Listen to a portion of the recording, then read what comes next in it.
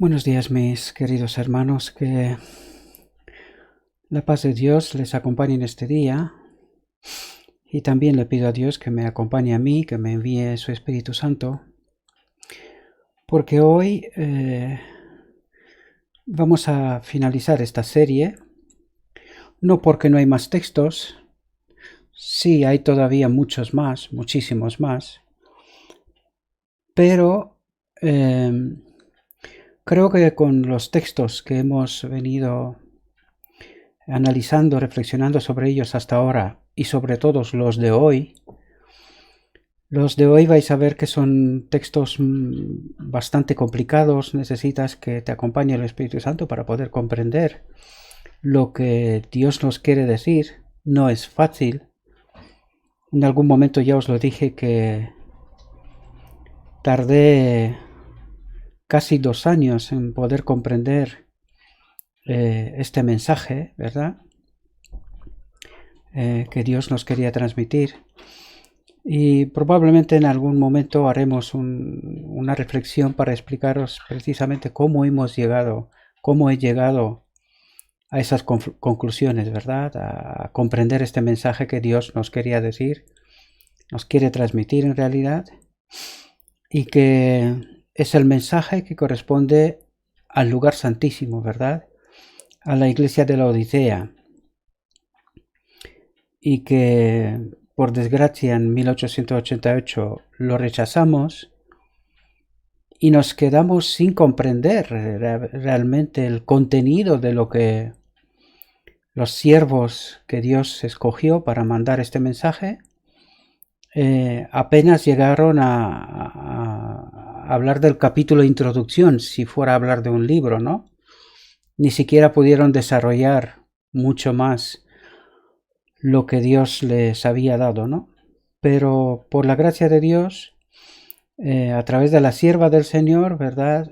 Nos ha mandado esos textos, y que con un estudio profundo, con la ayuda del Espíritu Santo, hemos podido llegar a comprender este mensaje, ¿verdad? Hemos llegado a comprender lo que Dios nos quería transmitir, y que es un mensaje imprescindible para el remanente final, ¿verdad? Para los 144.000 que, como lo he dicho en varias ocasiones, ellos entenderán toda la verdad.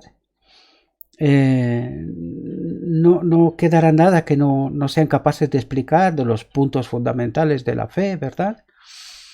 Y que ellos experimentarán esta restauración, esta unión de la humanidad con la divinidad, ¿verdad? Y que a partir de este momento obraremos santificación, es decir, glorificamos a nuestro Dios, tal como lo hizo Adán hasta pecar, ¿verdad? Bueno, hoy vamos a tener bastante textos, bastante complejos. Os pido paciencia,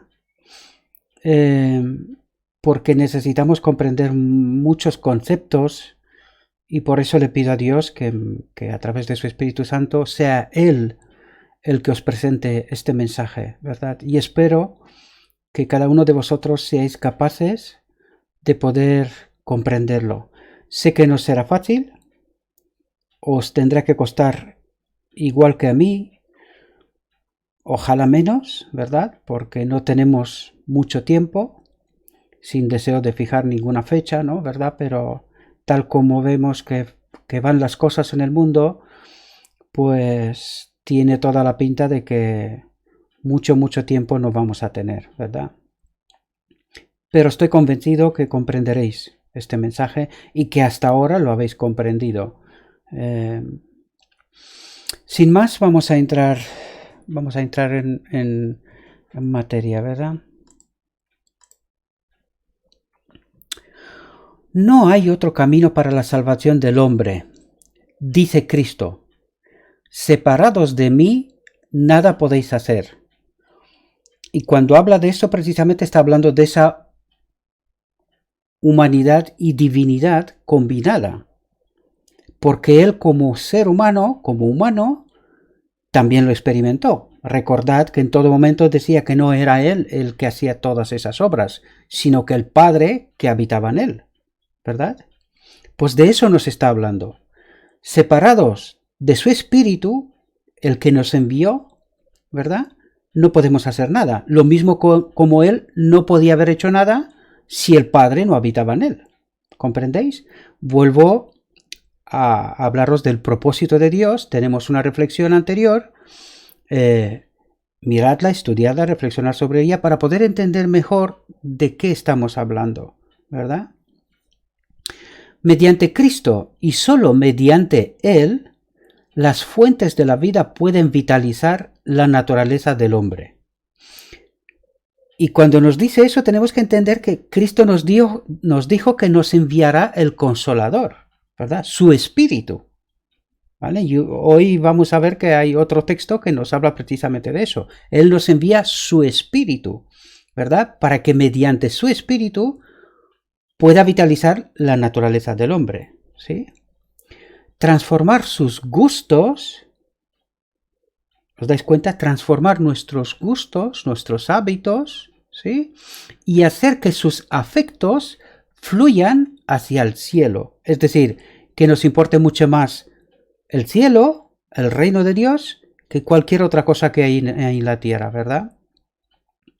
Mediante la unión de la naturaleza divina con la humana, Cristo podría iluminar el entendimiento e infundir sus propiedades dadoras de vida al alma muerta en delitos y pecados. Vais a ver que hoy vamos a utilizar textos bastante profundos, con unos conceptos casi como los de Pablo, ¿verdad? Que necesitamos entender muy bien lo que nos quiere decir. Hoy son textos bastante complejos, ¿verdad? Casi tengo un poco de temor, ¿no? De no errar, de no equivocarme, ¿verdad? Cristo soportó cualquier sacrificio que un ser humano pueda sufrir. A pesar de que Satanás ejerció todo esfuerzo posible para seducirlo con tentaciones, pero mientras mayores fueron las tentaciones, más perfecto fue el sacrificio, ¿verdad? Sin mancha. En su naturaleza humana y divina combinadas, y eso tenemos que entenderlo claramente, Cristo fue hombre, como nosotros. Por eso Él es el ejemplo perfecto para nosotros. ¿Sí? No dejó de ser hijo de Dios. Pero estos son conceptos que ya hablaremos en algún otro momento sobre ello. Hoy es un día complejo. Por eso no quiero pararme demasiado en todos los textos, porque hay muchas cosas que explicar, ¿verdad? Pero Él fue uno como nosotros. Y no tenemos que tener ninguna duda sobre este asunto, porque esto es fundamental para comprender este mensaje. Sí, los textos nos lo están diciendo una y otra vez. Es cuestión de creer o no creer. Pero Él dice, en su naturaleza humana y divina combinadas, ¿sí? Cristo soportó todo lo que era posible que el hombre soportara en el conflicto con Satanás. Es decir, procuró ser un ejemplo como nosotros, para que nosotros podamos ser y hacer lo que Él hizo. ¿Comprendéis? Obediente e inmaculado hasta lo último, murió por el hombre como su sustituto y garantía. Y eso vamos a entenderlo bien, porque si no lo entendemos bien, muy fácilmente podemos llegar a las mismas conclusiones que una parte del adventismo ha llegado, ¿verdad? Como que en este momento nosotros en el lugar santísimo tenemos un sustituto, ¿verdad? Y vamos a ver de qué sustituto nos está hablando. Fijaos, dice, murió por el hombre como su sustituto. Es decir, Él pagó el precio del pecado que nosotros no podíamos pagar, ni podemos pagar, ¿verdad? En esto es nuestro sustituto. Y garante que con el poder con el cual Él venció, nosotros también venceremos. Él se pone como garante, como ejemplo. ¿Comprendéis? Es decir, si le creemos, Él obrará en nosotros lo mismo como el Padre obró en Él. ¿Entendemos? Este es el correcto entendimiento de ese texto. Debemos de tener muchísimo cuidado, ¿verdad? Porque los conceptos son muy profundos Y si no estamos acompañados por el Espíritu Santo, difícilmente los comprenderemos, ¿sí?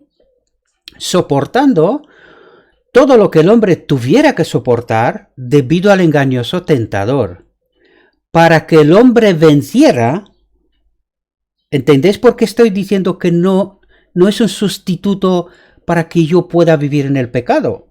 Porque eso es lo que cree una buena parte del adventismo, que al final del tiempo pasará una especie de milagro, ¿verdad? Y que Dios me hará apto para ir al cielo. Pues no, fijaos, aquí dice, para que el hombre venciera. Cuidado, ¿sí?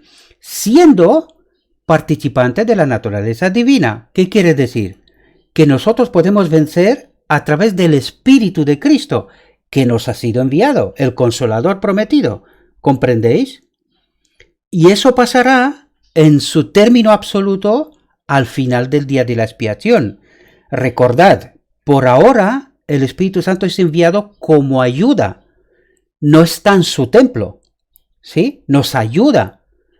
Pero en el final del día de la expiación, Él habitará en nosotros.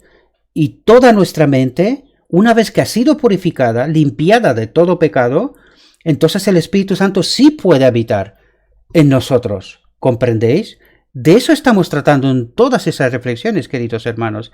Sé que no es fácil comprenderlo, porque hay que quitar muchas cosas que tenemos en nuestra mente, pero que este es el mensaje que Dios nos quiere mandar, que comprendamos, y que los 144.000 los entenderá sin lugar a duda. Sin lugar a dudas.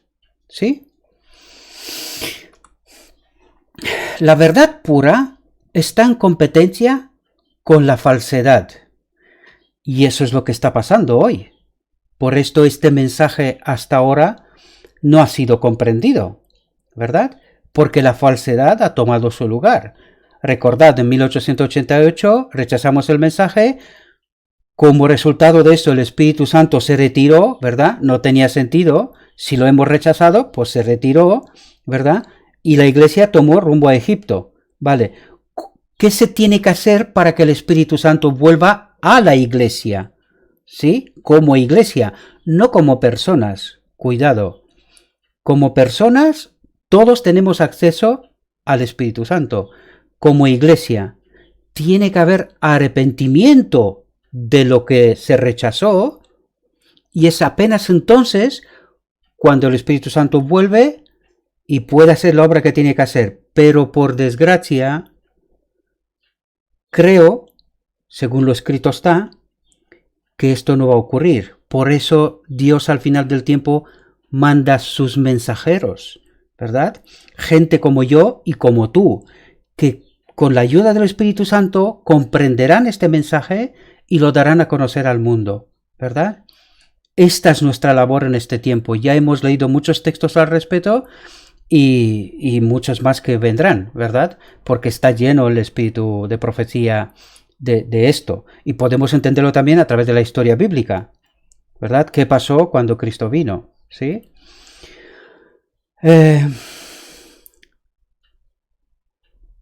La verdad pura está en competencia con la falsedad. La honradez y la integridad con la astucia y la intriga. En todo aquel que, como Cristo, está dispuesto a sacrificarlo todo, aun la dádiva misma, que es la dádiva misma. La vida, ¿sí? Por causa de la verdad. No es fácil resistir a los deseos de Satanás. ¿Lo entendemos? No es fácil resistir a los deseos de Satanás. Se necesita aferrarse firmemente de la naturaleza divina desde el principio hasta el fin, o no se logrará hacerlo. Este texto es importantísimo, queridos.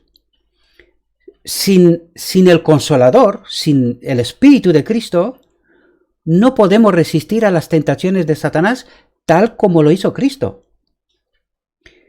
Y eso, en sus términos absolutos, ocurrirá en el día de la expiación, al final del día, ¿verdad? Con la victoria obtenida en la cruz del Calvario, Cristo abre claramente el camino para el hombre, y así le hace posible que guarde la ley de Dios mediante el camino, la verdad y la vida. No hay otro camino. ¿Qué nos quiere decir aquí? Mediante Cristo, pero en nuestro caso ahora, mediante su Espíritu, ¿sí? Porque ¿quién es el camino, la verdad y la vida? Es Cristo. Y Cristo nos envió su Espíritu ahora, ¿verdad? Pues no hay otro camino, sino a través de su Espíritu. Eso es lo que nos está diciendo. Y tenemos que entenderlo como tal, ¿verdad? Sin la gracia de Cristo, el pecador está en una condición desvalida. ¿Qué significa la gracia de Cristo? La gracia de Cristo es que Él se puso como sustituto y pagó el precio del pecado que nosotros no podemos pagar. Esta es la gracia de Cristo, ¿sí? Sin la gracia de Cristo, el pecador está en una condición desvalida, impotente, no podemos hacer nada, ¿verdad?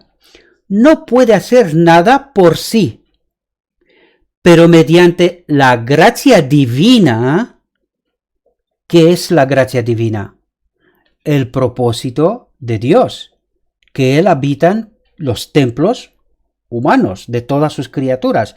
Esa es la gracia divina. Mediante la gracia divina se imparte al hombre poder sobrenatural. ¿De qué estamos hablando aquí? Del Consolador que nos envió Cristo, ¿verdad? De su Espíritu, ¿sí?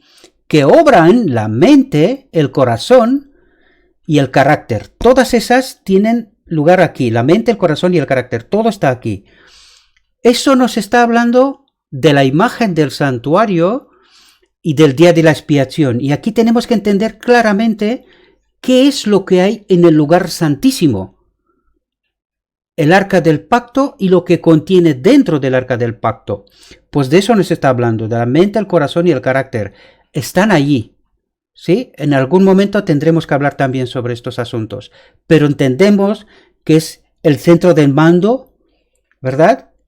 De donde hasta que Adán pecó, Dios habitaba aquí.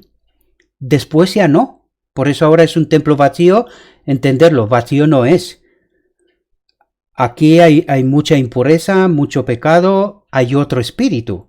Por lo tanto, hay que deshabitar a este espíritu para que el Espíritu de Dios, en el final del día de la expiación, pueda volver a habitar aquí. ¿Comprendemos? Bien. Mediante la comunicación de la gracia de Cristo, el pecado es discernido en su aborrecible naturaleza. Y fijaos aquí. Y finalmente expulsado del templo del alma. ¿Cuándo ocurre eso? Al final del día de la expiación por decreto divino. Ya lo hablamos en otras reflexiones. Por favor, seguidlas, porque si no, no va a ser fácil entender este mensaje. ¿Sí? Mediante la gracia, somos puestos en comunicación con Cristo para ser asociados con Él en la obra de la salvación. Asociados con Él en la obra de la salvación. Es decir, es una obra que se hace entre las dos partes, el hombre y Cristo, ¿sí? Por eso somos asociados con Él. La fe es la condición por la cual Dios ha visto conveniente prometer perdón a los pecadores. Pero debemos de entender muy bien qué es la fe, ¿verdad? Porque no es solamente una aceptación mental. No, tiene que ser una fe viva, fe activa, obediente a los mandamientos de Dios, ¿verdad?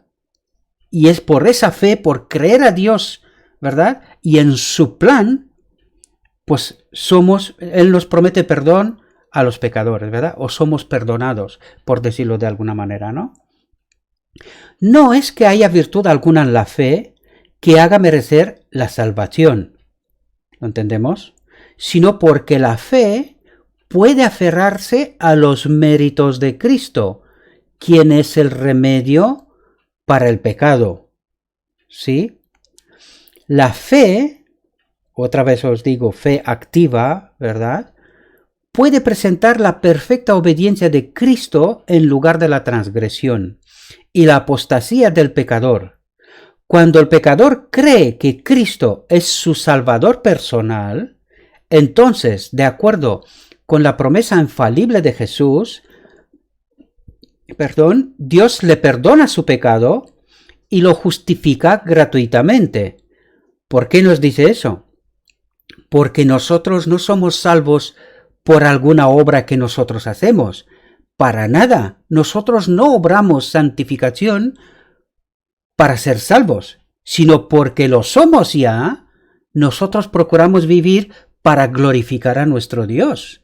¿Comprendéis? No podemos decir, quiero estar en el reino de Dios mientras sigo pecando. Esto no está en contraposición. Esto no puede ser. Es una contradicción, ¿verdad? Cuando el pecador cree que Cristo es su Salvador personal, entonces, de acuerdo con la promesa infalible de Jesús, Dios le perdona su pecado y lo justifica gratuitamente. El alma arrepentida comprende que su justificación viene de Cristo. ¿Cuál era la justificación de Cristo? ¿O la justicia de Cristo? El Padre habitaba en él. ¿Cuál es nuestra justicia? Al final del día de la expiación, el Espíritu de Cristo habita en nosotros. Por lo tanto, a través de Cristo, el Espíritu del Padre habita en nosotros. No es fácil, lo sé, pero si lo estudiáis con atención, lo vais a comprender, ¿sí? El alma arrepentida comprende que su justificación viene de Cristo, que como su sustituto y garantía, ha muerto por ella y es su expiación y justificación. No es fácil, os lo dije. Aquí hay muchos conceptos y hay que estar muy al tanto. Y sin el Espíritu Santo no lo comprendemos bien, ¿verdad? Por eso os invito a que no os quedéis con lo que os digo yo ahora, ¿verdad? Porque aquí con cada texto de estos nos podemos quedar media hora tranquilamente comentando qué es lo que quiere decir detalle por detalle, ¿vale? Por lo tanto, no os quedéis con lo que digo yo. Estudiadlo, pedid el poder del Espíritu Santo para comprender exactamente qué es lo que nos quiere decir, ¿vale? Nosotros todos, mirando a cara descubierta como en un espejo la gloria del Señor, somos transformados de gloria en gloria, la misma imagen como por el Espíritu del Señor, ¿comprendéis? Es a través del Espíritu Santo seremos llevados hasta el punto de que reflejemos la misma imagen de nuestro Dios, que esto ocurrirá al final del día de la expiación, ¿sí? Cristo es el abogado del pecador. Los que aceptan su evangelio lo contemplan a cara descubierta. Es decir, a través del evangelio es como si lo tuviéramos delante y nos diría las cosas, tal como procuro intentando hacerlo yo ahora, pero a mí me falta, soy un pobre humano, ¿verdad? Pero es a través de la palabra de Dios como miramos a Cristo a cara descubierta, ¿verdad? Lo entendemos exactamente lo que quiere decir. Ven la relación de su misión, la misión de Cristo, con la ley, la justicia de Cristo con respecto a la ley. Es decir, el Padre habitaba en él. Conceptos profundos, ¿sí? Y reconocen la sabiduría y gloria de Dios como son reveladas por el Salvador. Es decir, el plan de salvación que Dios, junto con Cristo, han hecho para la raza caída, para nosotros. ¿Comprendéis? La gloria de Cristo es revelada en la ley. Conceptos profundos. El Padre habitaba en él. En el fondo de eso nos está diciendo, ¿verdad? Que es un trasunto de su carácter, ¿lo entendéis? Y su eficacia transformadora se ejerce sobre el alma hasta que los hombres se transforman a la semejanza divina. Es decir, no sé si recordáis o si lo habéis visto, si no os invito para atrás. En la anterior exposición encontramos un texto en donde nos decía que a través del estudio de la palabra de Dios, la palabra tiene poder para cambiar nuestra naturaleza, ¿verdad? Bien, pues aquí lo confirma, ¿veis? Dice, la gloria de Cristo es revelada en la ley, ¿sí? Que es un trasunto de su carácter. es todas las escrituras en realidad nos habla del carácter de Dios. De eso nos está diciendo. Y su eficacia transformadora se ejerce sobre el alma hasta que los hombres se transforman a la semejanza divina. Es decir, que el Espíritu Santo trabaja sobre nosotros, ¿verdad? Esa naturaleza divina trabaja sobre nosotros hasta que nos lleguemos a la semejanza divina, hasta el final del día de la expiación. Eso nos quiere decir, son conceptos profundos, no son fáciles ni de entender y ni de explicar tampoco, ¿verdad? Se hacen participantes de la naturaleza divina, ¿verdad? Este es el resultado, y se asemejan más y más a su Salvador, avanzando paso tras paso en conformidad con la voluntad de Dios hasta que alcanzan la perfección. ¿Entendéis por qué el concepto de sustituto en el día de la expiación es equivocado? Porque fijaos lo que nos está diciendo, es que seguimos avanzando paso tras paso en conformidad con la voluntad de Dios hasta que alcancemos la perfección, que ocurre al final del día de la expiación, ¿verdad? Ya hemos tratado este asunto. Por lo tanto, hay un trabajo que hacer hasta este momento. Y si no entendemos que este trabajo se tiene que hacer, no llegaremos a este momento. Es más, seremos perdidos. ¿Sí? Fijaos. Por medio de su obediencia a todos los mandamientos de Dios, Cristo efectuó la redención de los hombres. Por eso es ejemplo, ¿verdad? Esto no fue hecho convirtiéndose Cristo en otro. Pues claro, un entendimiento hoy que no entienden. Dicen que Cristo era Dios y que claro, al ser Dios Él pudo hacer todas aquellas cosas. Pero no entendemos que Él era perfectamente humano y que con el poder de Dios, ¿verdad? Que el mismo al que se nos va a dar acceso a nosotros también, podemos hacer lo mismo que ha hecho Él. Por eso nos está diciendo convirtiéndose Cristo en otro, o sea, en un ser diferente a nosotros. Pues no, Él era un ser como nosotros, ¿verdad? Por eso Él es el ejemplo perfecto, si no, no lo sería. ¿Comprendéis? Por eso nos está diciendo lo que está diciendo. Sino, tomando Él mismo la humanidad, es decir, hacerse uno como nosotros. Así Cristo dio a la humanidad la posibilidad de existir gracias a lo que Él hizo, ¿verdad? Como sustituto para la paga del pecado, que nosotros no podíamos hacer, y como garante que con el mismo poder que Él venció, nosotros también seremos vencedores. ¿Comprendéis? La obra de la redención es poner a la humanidad en comunión con Cristo, efectuar la unión de la raza caída con la divinidad. ¿Lo comprendéis? En esta frase está el concepto. La obra de la redención es poner a la humanidad en comunión con Cristo, efectuar la unión de la raza caída con la divinidad, lo que ha perdido Adán. ¿Entendéis? Y la restauración es exactamente eso. Al final del día de la expiación es exactamente eso. El hombre recuperará la naturaleza divina, la que perdió Adán, ¿verdad?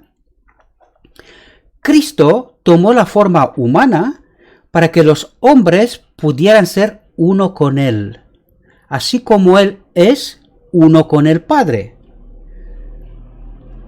¿Entenderéis el concepto? Es decir, el Padre habitaba en Cristo y a través de Cristo quiere habitar en todos los seres creados, porque recordad, todo lo creado en el universo fue creado a través de Cristo. ¿Lo entendéis? Pues también ese Espíritu Divino es a través de Cristo. Por eso dice, los hombres podían ser uno con Cristo, así como Él es uno con el Padre. Es decir, un círculo cerrado. Es una cadena perfecta. Recordad que os decía yo en una anterior reflexión, ¿cuál podía ser la máxima expresión del amor que es Dios? Es compartirse a sí mismo a todos sus seres creados, ¿verdad? Pues esa es la idea. Este es el concepto del que nos habla, ¿verdad? Para que Dios amara al hombre como ama a su Hijo unigénito, para que los hombres pudieran ser participantes de la naturaleza divina y pudieran ser completos en Cristo. ¿Entendéis el concepto ahora? Esto solo puede ocurrir cuando el propósito de Dios está cumplido. El Padre habitaba en Cristo y a través de Cristo habitarán todos nosotros. ¿Comprendemos? Bien. Ay, se me ha subido la tensión porque esto no es fácil de explicar. Y ahora fijaos otro texto que golpea otra vez bajo la línea de flotación de la doctrina de la Trinidad. Y es precisamente por eso, porque nosotros no fuimos capaces hasta ahora de comprender todo lo que procuro explicaros, ¿verdad? Porque claro, en la doctrina de la Trinidad, el Espíritu Santo es un Dios coeterno en sí mismo. Y no entendemos que es el Espíritu del Padre que habitaba en Cristo y que a través de Cristo habitará en nosotros. Es decir, perdimos el propósito de Dios. Eso es lo que en 1888 quiso Dios explicarnos. Y lo rechazamos, ¿verdad? Lo rechazamos. Pero damos gracias a Dios que a través de su palabra, de su espíritu y profecía, por decirlo de alguna manera, que sigue siendo su palabra, ¿verdad? Pues nos ha dejado todas esas migas, gemas de oro, de diamantes, para que ese pueblo final pueda llegar a comprender el propósito de Dios, ¿verdad? Que este es el gran conflicto. Eso es lo que Satanás decía, que ellos no son libres, porque Dios habitaba en ellos, ¿verdad? Y que claro, ellos no podían hacer más que lo que Dios quería. Pues ahora tenemos la demostración viva, clara. Desgraciadamente tuvimos que pasar esta experiencia para comprenderla nosotros, pero también el universo, también los otros seres creados, ¿verdad? Por eso el conflicto es universal, no es solo con nosotros. Nosotros somos una pequeña parte del conflicto. El conflicto es universal, ¿verdad? Fue puesto en cuestión el carácter de Dios. ¿Comprendemos? Espero que lo podamos comprender, mis queridos hermanos. Pues fijaos, el Espíritu Santo, que procede del unigénito Hijo de Dios, ¿de dónde procede el Espíritu Santo? Del unigénito Hijo de Dios, ¿comprendéis? Por lo tanto, esto golpea fuertemente la doctrina de la Trinidad, ¿verdad?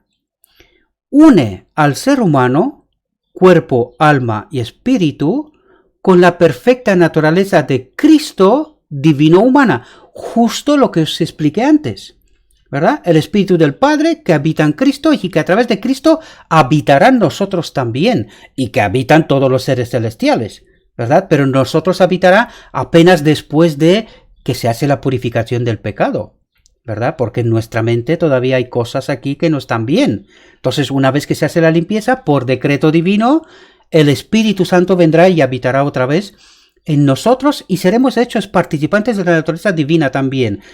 Y ahí ya entraremos en el orden universal, ¿verdad? Se restablece la paz, el gran conflicto se termina, ¿sí? Esta unión está representada por la unión de la vid y los sarmientos, la parábola de la Biblia, ¿verdad? El hombre finito está unido con la fortaleza de Cristo. ¿Quién es la fortaleza de Cristo? El Padre habitaba en él. ¿Lo entendéis? Mediante la fe, la naturaleza humana queda asimilada con la naturaleza de Cristo. ¿Entendéis? Es el mismo concepto que os he estado explicando hasta ahora. Y fijaos como finalidad. En Cristo somos hechos uno con Dios, con el Padre. ¿Lo entendéis? El propósito de Dios. El Padre habitaba en Cristo y a través de Cristo habitan nosotros también. Este es el propósito de Dios. Si lo entendemos, la Biblia se convierte en un libro nuevo. Os lo prometo. Y el Espíritu de Profecía también. Después de la caída del hombre, Satanás declaró que los seres humanos habían demostrado ser incapaces de guardar la ley de Dios y procuró arrastrar consigo al universo en esa creencia. Las palabras de Satanás parecían ser verdaderas. Y fijaos para qué vino Cristo. Y Cristo vino para desenmascarar al engañador, el conflicto del cielo, ¿verdad? Que él no quería que el Padre habite en él, ¿verdad? A través de Cristo también, ¿verdad? Se sentía como sin libertad, prisionero, ¿verdad? La majestad del cielo se hizo cargo de la causa del hombre, porque estábamos perdidos. Y fijaos lo que dice. Y con la misma ayuda que puede obtener el hombre, es decir, que obtuvo él también, ¿sí? Resistió las tentaciones de Satanás, así como el hombre debe resistirlas. ¿Entendéis otra vez el concepto? Cristo venció porque el Padre habitaba en él. Nosotros seremos vencedores porque habitarán nosotros también al final del día de la expiación. ¿Comprendéis? Esta fue la única forma en la cual el hombre caído pudo convertirse en participante de la naturaleza divina, es decir, lo que Adán había perdido. Él fue creado siendo participante de la naturaleza divina, ¿verdad? El propósito de Dios se cumplía en él, ¿sí? Al tomar la naturaleza humana, Cristo, y aquí lo vuelvo a decir otra vez, al tomar la naturaleza humana, por lo tanto tuvo que abandonar la que tenía. ¿Entendéis? Cristo fue hecho idóneo para comprender las pruebas y dolores del hombre y todas las tentaciones con las que es acosado. Los ángeles, que no estaban familiarizados con el pecado, no podían simpatizar con el hombre en sus pruebas peculiares. Cristo condescendió en tomar la naturaleza humana, es decir, se hizo uno como nosotros, con nosotros, ¿verdad? Porque los ángeles no podían simpatizar, ¿verdad? Por lo tanto, él empáticamente, ¿verdad? Se hizo uno como nosotros, ¿verdad? Para volver a colocarnos otra vez en la simpatía de todos los seres celestiales. ¿Entendéis? Porque ellos no entienden qué es el pecado. Ahora sí, porque lo ven a través de nosotros, ¿verdad? Pero no entendían qué es eso. Cristo condescendió en tomar la naturaleza humana y fue tentado en todo punto como nosotros para que pudiera saber, fijaos aquí, para que pudiera saber cómo socorrer a todos los que fueran tentados. ¿Os dais cuenta de lo profundo que es el pecado? Porque él tuvo que entender cómo salvarnos, cómo experimentar esas tentaciones, ¿verdad? Él tuvo que experimentar eso, dice, para que pudiera saber cómo socorrer a todos los que fueran tentados, ¿verdad? Que nos dé la solución a las tentaciones que Satanás nos presenta en todo momento, ¿verdad? Fijaos aquí. No debemos tener dudas en cuanto a la perfección impecable de la naturaleza humana de Cristo. Aquí nos quiere decir claramente, Él era uno como nosotros. Igual, nos dice, perfección impecable de la naturaleza humana de Cristo. Más no se puede decir. Esto sí es cuestión de fe. ¿Lo quieres aceptar o no? Punto. No hay más discusión. Fijaos lo que dice a continuación. Nuestra fe debe ser inteligente. Debemos mirar a Jesús con perfecta confianza, con fe plena y entera en el sacrificio expiatorio. Ay, ¿cómo nos ha pervertido Satanás todo el entendimiento de las Escrituras, queridos hermanos, que hasta ahora no entendimos? Y estaba escrito. Todos esos textos llevan más de 100 años con nosotros, queridos hermanos. Y fijaos cómo no logramos entender lo que Dios nos quería transmitir.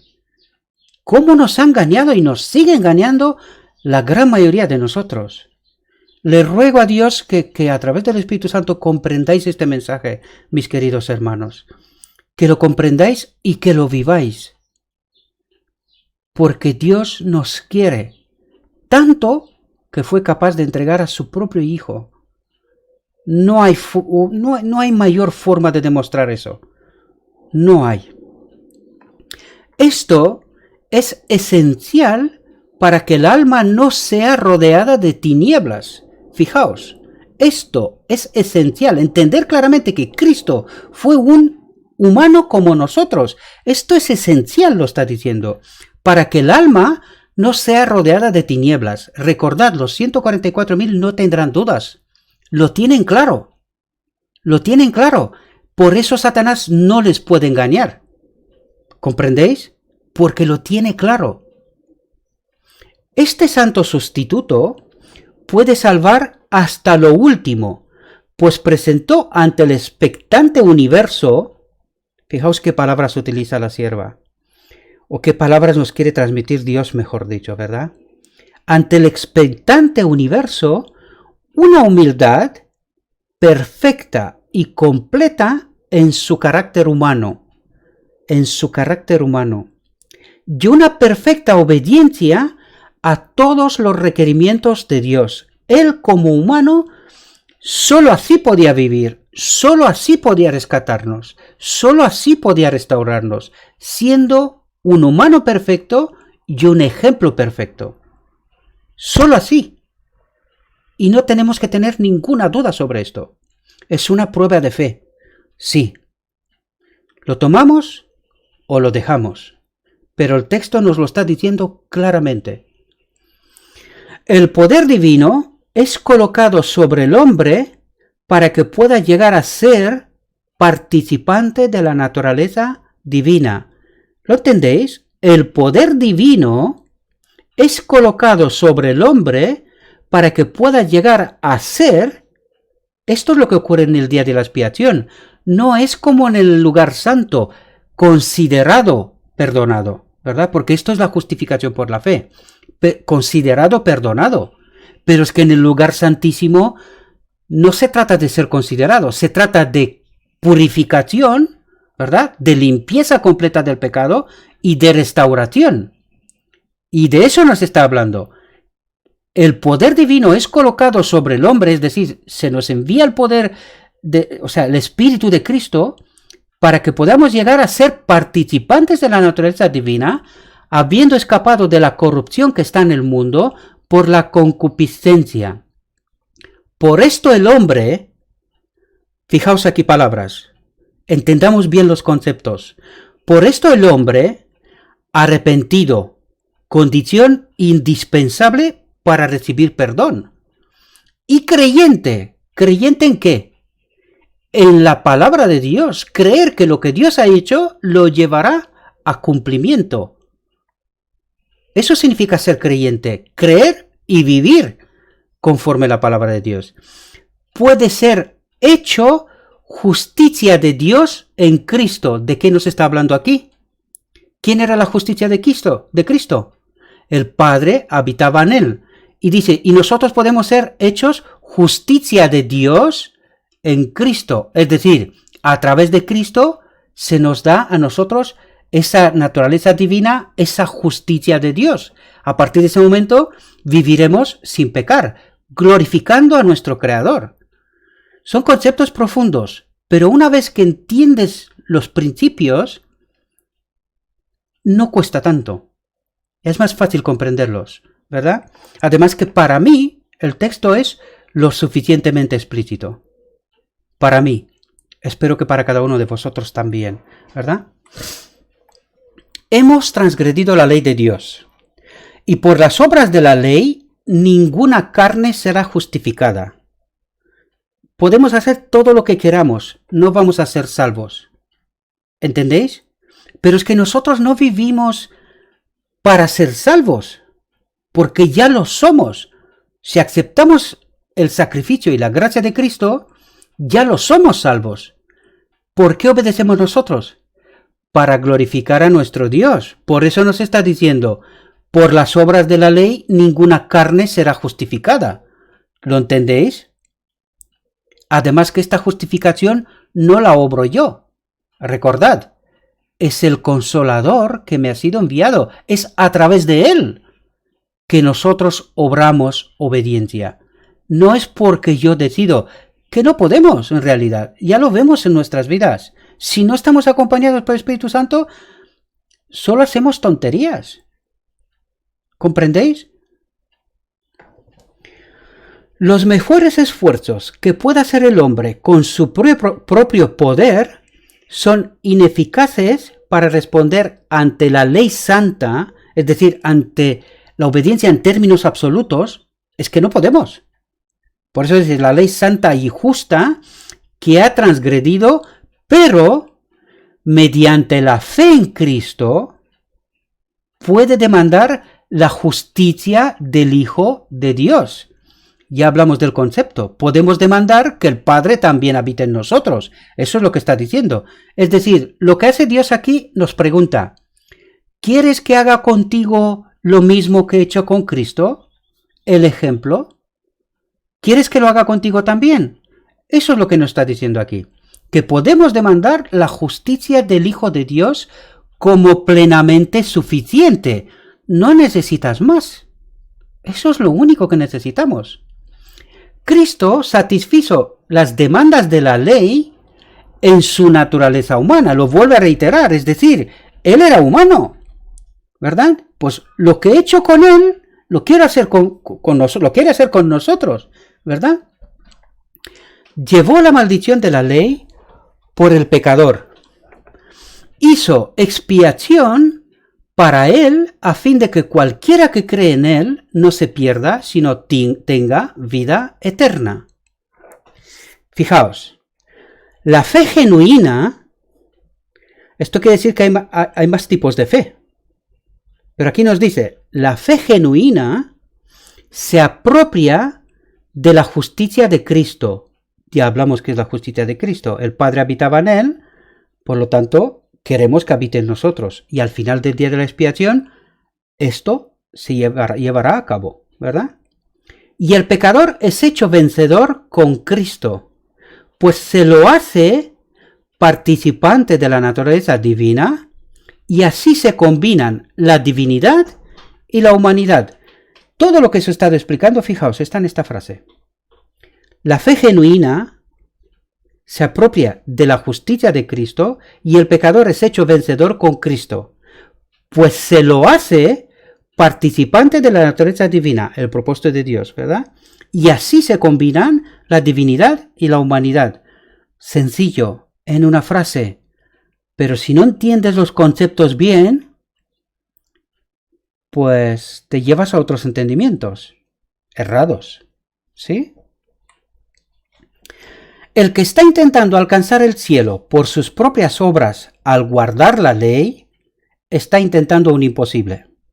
Claro, sin el poder de Cristo no podemos. Nuestra naturaleza moribunda es imposible porque es contraria a la ley de Dios, ¿verdad?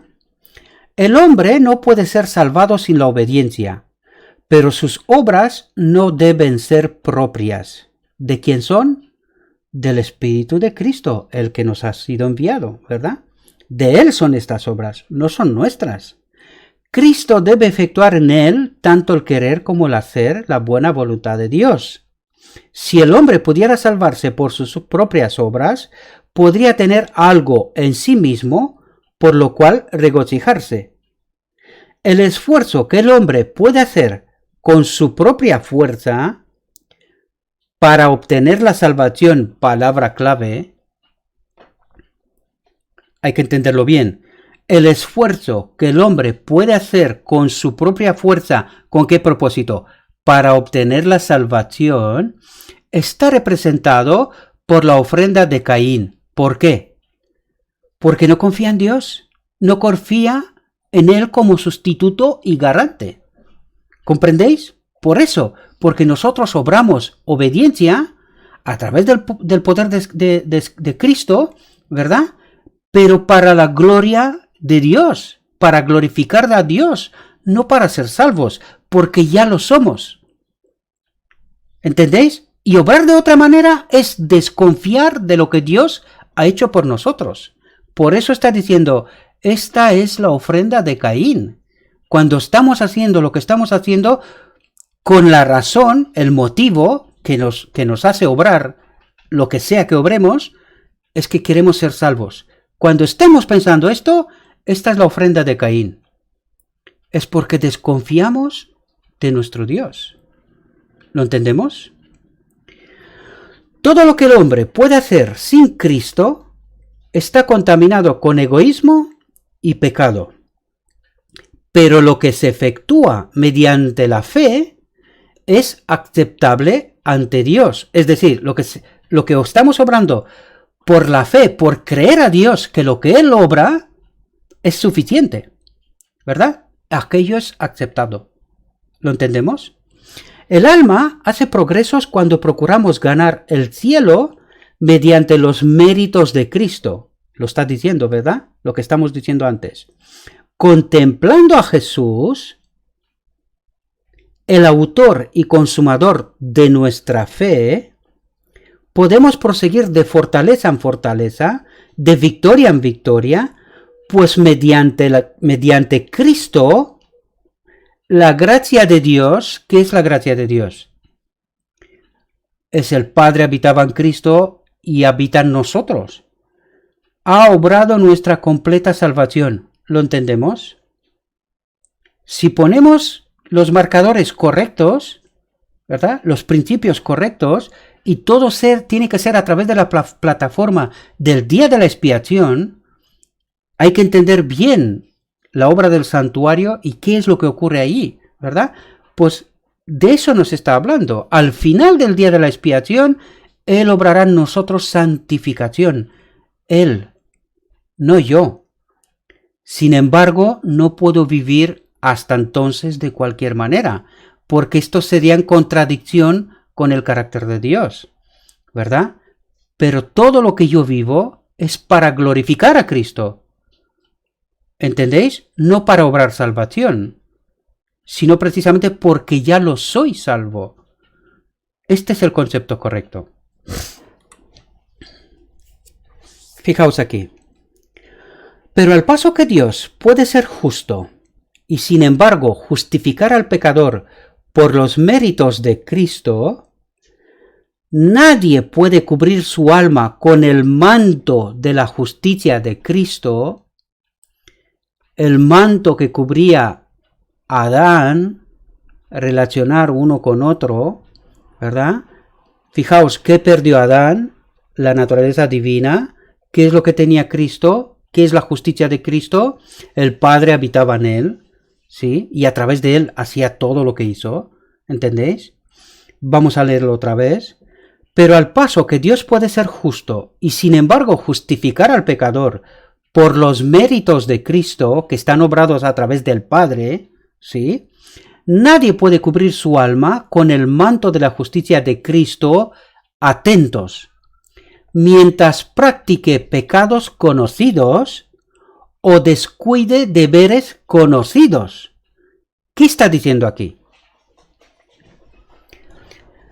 Fijaos que aquí hace la diferencia entre pecado por error y pecado por conocimiento, por elección. Eso es lo que está diciendo. Es decir, mientras practique pecados conocidos, ¿sí? No puede ser cubierto por el manto de la justicia de Cristo. Y ahí otra vez podéis ver que no hay un sustituto en el día de la expiación. Esto es una enseñanza errónea. ¿Entendéis? Porque ¿cómo vas a ser justificado mientras tú vives en pecado? Estemos atentos al texto, ¿verdad? Dice, nadie puede cubrir su alma con el manto de la justicia de Cristo mientras practique pecados conocidos, es decir, vive en pecado con conocimiento, o descuide deberes conocidos, es decir, no hace el bien que sabe que tiene que hacer, pero no lo hace. Y no deja de hacer el mal que sabe que no tiene que hacer, pero lo hace. ¿Entendéis? Porque el pecado por error es el pecado que viene de nuestra naturaleza caída. ¿Y quién tiene la culpa de nuestra naturaleza caída? Satanás. ¿Qué ocurre en el día de la expiación, al final del día, cuando el sumo sacerdote sale del santuario? ¿Qué ocurre? Pues coloca todos los pecados sobre el... Ay, si me viene. El macho cabrío, ¿verdad? Y lo manda al desierto. O sea, que la culpa de ese tipo de pecados es de Satanás. Los otros también reciben perdón. Si hay arrepentimiento sincero, recordad a David, el rey David, ¿verdad? Cuando se le da a conocer el pecado, ¿cómo actúa? Casi se muere. Se muere pues se da cuenta que se ha separado de Dios, que Dios no lo acompaña en esa condición. Casi se muere. Pues esa tiene que ser la actitud correcta de un cristiano, ¿verdad? Nosotros no podemos vivir sin la conexión con el Padre. Eso tenemos que tenerlo bien claro. Y no vamos a ser perdonados mientras vivimos en estas condiciones. El manto, la gloria de Dios, la ropa, ¿verdad? Que al final del tiempo se nos cambia la ropa, que significa al final del tiempo del día de la expiación, pues eso no ocurrirá. Si yo vivo en esa condición, eso no va a ocurrir. ¿Y qué significa eso? Que hoy es mi día. Hoy tengo que obrar justicia en esta naturaleza que tengo, imperfecta. Pero yo no puedo vivir con pecados conocidos o dejar de hacer los deberes que tengo que hacer como cristiano, ¿verdad? Porque nosotros tenemos que tener claro, Cristo fue ejemplo para mí y para ti, hermano, que lo has recibido. Pero ahora date cuenta que nosotros tenemos que ser los mismos ejemplos para el mundo como Cristo lo fue para nosotros. Porque nosotros tenemos que llevar el Evangelio a todos los demás. ¿Y qué Evangelio llevamos? ¿Entendéis? De eso se trata. Fijaos, Dios requiere la entrega completa del corazón antes de que pueda efectuarse la justificación. Alguien me estaba sugiriendo que soy rígido. Queridos, Dios nos ama como no podemos ni imaginarnos. Pero tanto más odia al pecado. Debemos de tener claro eso. Con el pecado, flexibilidad cero. Ni uno. Ni uno. Eso no es ser rígido. Esto lo pide Satanás. Dios no. Dios nos ama, pero no en pecado. Debemos de entenderlo bien claro esto. Dios requiere la entrega completa del corazón antes de que pueda efectuarse la justificación. Y a fin de que el hombre retenga la justificación, es decir, el Espíritu de Dios, recordad que cuando estamos viviendo en desobediencia, el Espíritu se retira. El pecado y el Espíritu de Dios no pueden habitar en el mismo sitio, de ninguna manera. Debe haber una obediencia continua mediante una fe activa y viviente. Cuidado a las palabras. No están porque sí. Tienen todo el propósito y el sentido del universo, no del mundo, del universo. Que obre por el amor y purifique el alma. No que la mantenga en pecado, que la purifique. ¡Ay! ¿Qué obra tenemos por delante, mis queridos hermanos? Y eso no es para dar miedo. ¿Sabes quién tiene miedo de esta obra? Aquellos que no tienen fe, que desconfían de Dios. Pero si Dios me ha dicho que me envía el Espíritu Santo para que pueda obrar santificación, solo me queda una cosa: aceptar, creer y vivir. Y Él obrará lo que sea necesario. Yo tenga que hacer mi parte, y Él, sin lugar a dudas, hará la suya. Esta es la fe activa. viviente. De eso se trata. Cristo vino para dar al mundo un ejemplo de lo que podría ser la humanidad perfecta unida con la divinidad. ¿Lo entendemos? Cristo vino para dar al mundo un ejemplo de lo que podría ser la humanidad perfecta unida con la divinidad. Ojalá entendamos bien esos conceptos, mis queridos hermanos. Ojalá.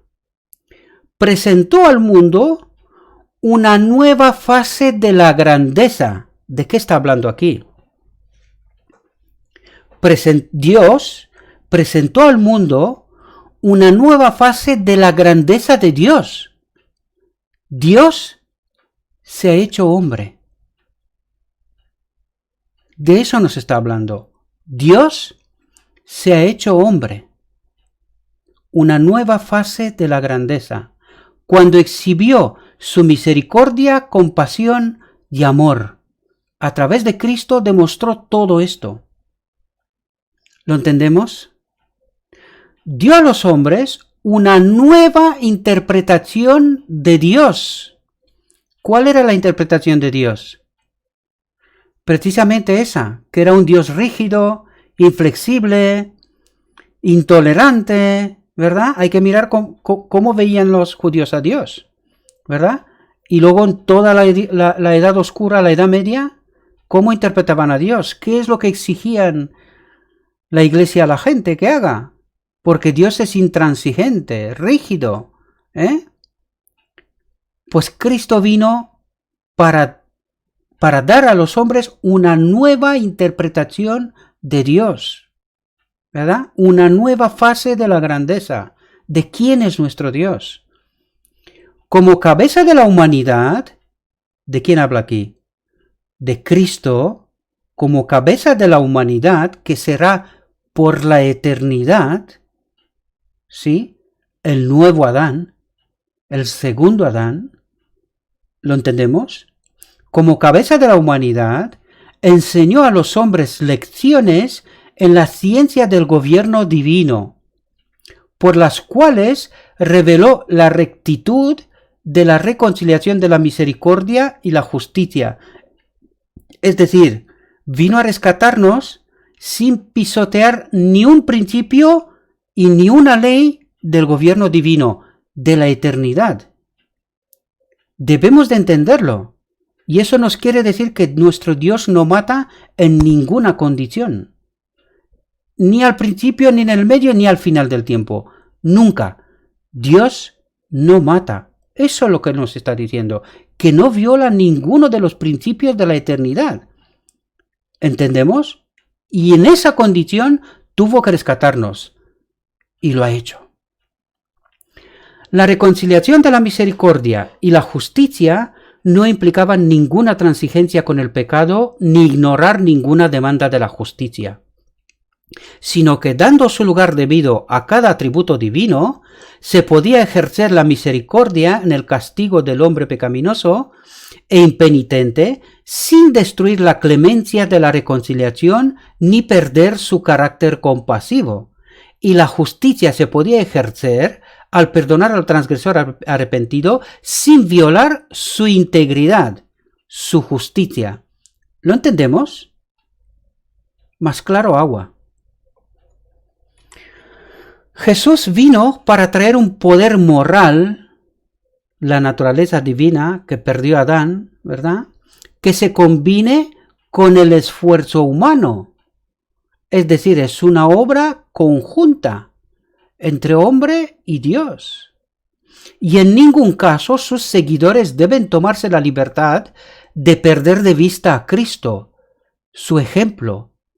¿Cómo ha hecho lo que ha hecho? ¿Con qué poder? ¿Por qué ha hecho lo que ha hecho? No podemos perder de vista a Cristo en ninguna circunstancia, sea cual sea, que es su ejemplo en todas las cosas. Es decir, no hay situación alguna que Cristo no haya experimentado.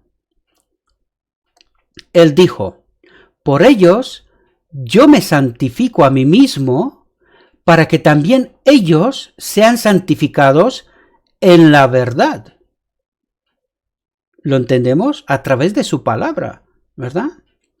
Jesús presenta la verdad delante de sus hijos para que puedan contemplarla y para que contemplándola puedan ser cambiados. Lo que dijimos antes, que a través de la palabra, del estudio de la palabra, seremos cambiados por el poder del Espíritu Santo, ¿verdad?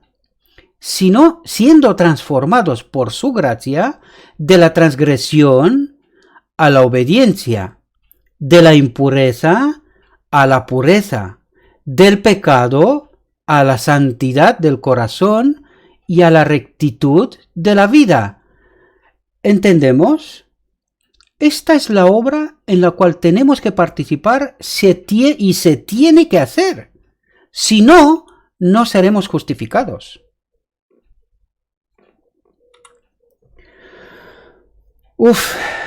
Por fin he acabado, mis queridos hermanos. Me ha tomado un tiempo. No es fácil.